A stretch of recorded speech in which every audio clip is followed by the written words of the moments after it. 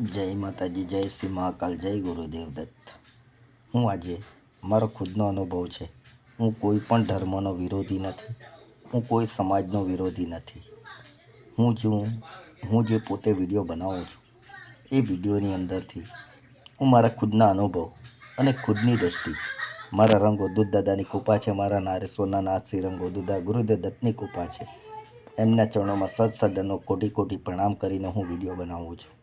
માં સરસ્વતી સ્વયં મારી માં, દાદી માં ભવાની છે. મારી દાદી મારી ભવાની છે. તેની કૃપાથી હું આજે જે કંઈ બોલું છું, જે કંઈ કરું છું ને, તેની કૃપાથી હું વિડીયો બનાવીને બોલું છું. જેના ઘરની અંદર ગુરુના મૂળ હોય ને, જેના ઘરમાં દેવી હોય ને, તે જ આ બોલી શકે ને બનાવી શકે. બાકી બધાનામાં સદભાવના ને આત્માની શક્તિ બધા પાસે હોતી નથી. તો આજનો મારો વિષય જે છે કે સનાતન એ સત્ય છે. શ્રી કૃષ્ણ ભગવાને પણ ગીતાની અંદર કીધેલું જ છે. અને દેવોએ પણ દેવાદિદેવ મહાદેવને સ્વયં નમન કરેલું છે. મહાદેવ સ્વયં આ ભારત ભૂમિની પૃથ્વીની અંદર સ્વયંભૂ કેટલા જ 12 જ્યોતિર્લિંગો છે. સ્વયંભૂ. તો આપણે તો માણસ છે, સમજો તો ખરા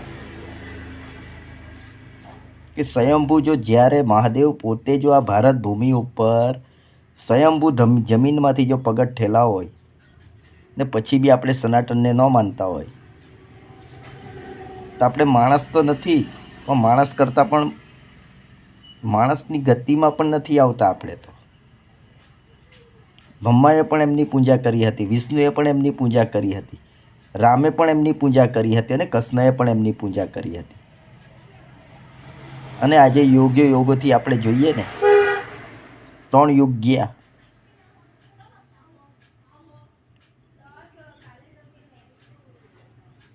આ ત્રીજો યુગ છે.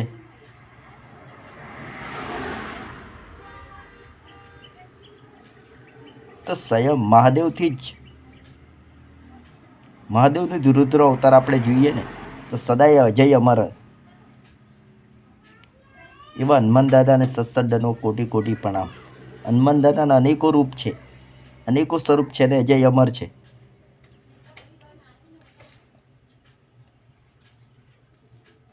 તો આટલા બધા આપણને જુઓ,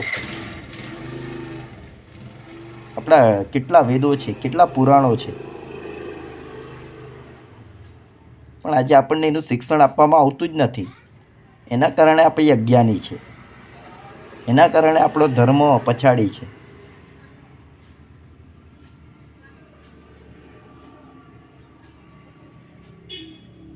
અને એનું જ્ઞાન પર આપવાવાળા આપે છે, પણ તે સચોટ સચ્ચાઈનું જ્ઞાન નથી આપતા.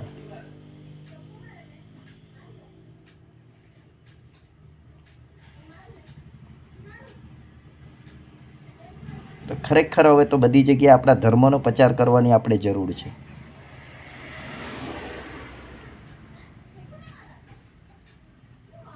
આ ભારત દેશને જો આપણે,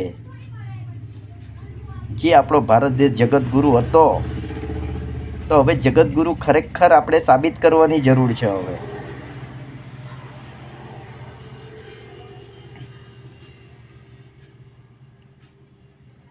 જય હિન્દ, જય ભારત, વંદે માતરમ, ભારત માતા કી જય. આદેશ દેશ.